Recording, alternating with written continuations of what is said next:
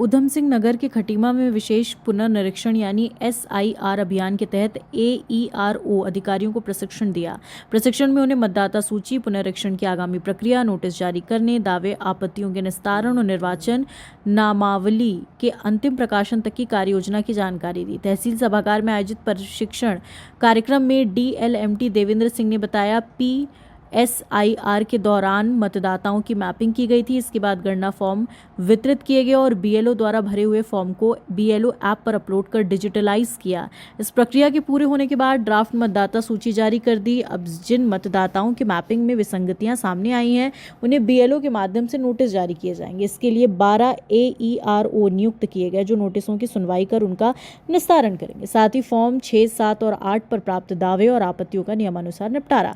प्रशिक्षण के दौरान अधिकारियों को निष्पक्ष सावधानी पूर्वक कार्य करने के निर्देश दिए। अधिकारियों ने बताया जिन मतदाताओं के नाम सूची से हट गए वो नए सिरे से आवेदन कर सकेंगे। दावे, आपत्तियों और नोटिसों के निस्तारण के बाद 15 सितंबर को अंतिम निर्वाचन नामावली का प्रकाशन किया जाएगा।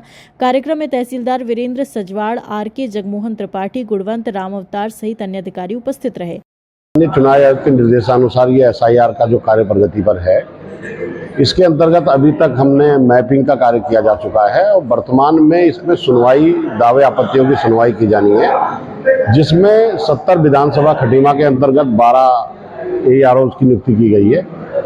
उन्हीं के लिए कि आगामी क्या कार्रवाई करनी है, कैसे नोटिस दिए जाने हैं, किसका नाम काटा जाना है या नए फॉर्म कलेक्ट किए जाने हैं, उसके संबंध में हमारे DLMT साहब ने आज विस्तृत रूप से संबंधित AERO को बताया। तकनीकी रूप से जैसे जैसे जानकारियां निर्देश प्राप्त होंगे वो AERO को साझा किए जाएंगे। ये कार्रवाई अब शुरू है। 16 तारीख से इसमें नोटिस बनने का कार्य शुरू हो जाएगा और आगामी 2 महीने तक ये कार्रवाई चलेगी। निर्वाचन आयोग द्वारा दिए गए निर्देशों के क्रम में आज खटीमा तहसील के अंतर्गत जो AERO नियुक्त किए गए हैं उनको क्या कार्रवाई करनी है, उनके क्या उत्तरदायित्व हैं, रोल्स हैं, उनकी रेस्पॉन्सिबिलिटीज़ हैं, उनके संबंध में उनको आज प्रशिक्षण दिया गया है।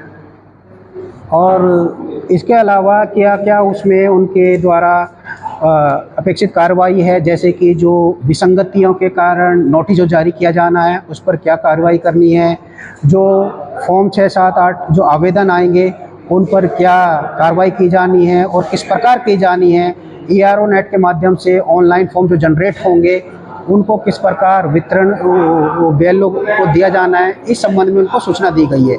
आज केवल थ्योरेटिकल एस्पेक्ट है कि उनके क्या क्या रोल्स रेस्पॉन्सिबिलिटी हैं और टेक्निकल एस्पेक्ट के संबंध में आगामी दिवसों में उनको ट्रेनिंग दी जाएगी। हाँ, कुछ ऐसे केसेस होंगे जो अनकलेक्टेबल श्रेणी में आ गए हैं, जो ASDTD के कारण है, जो डेथ केस है या डुप्लीकेसी है या शिफ्ट अपसेंट वाले केस हैं, जिनके मतदाताओं के नाम कट गए हैं, तो वो फॉर्म 6 भरकर आवेदन कर सकते हैं। तो फॉर्म 6 के साथ साथ एक डिक्लेरेशन फॉर्म है, उसको भरकर वो as a new registration apply करेंगे और वो AERO महोदय और AERO के द्वारा AERO नेट के माध्यम से वो उसके पर कार्रवाई होगी। खबर भारतवर्ष के लिए खटीमा, उधम सिंह नगर, उत्तराखंड से अशोक सरकार की रिपोर्ट।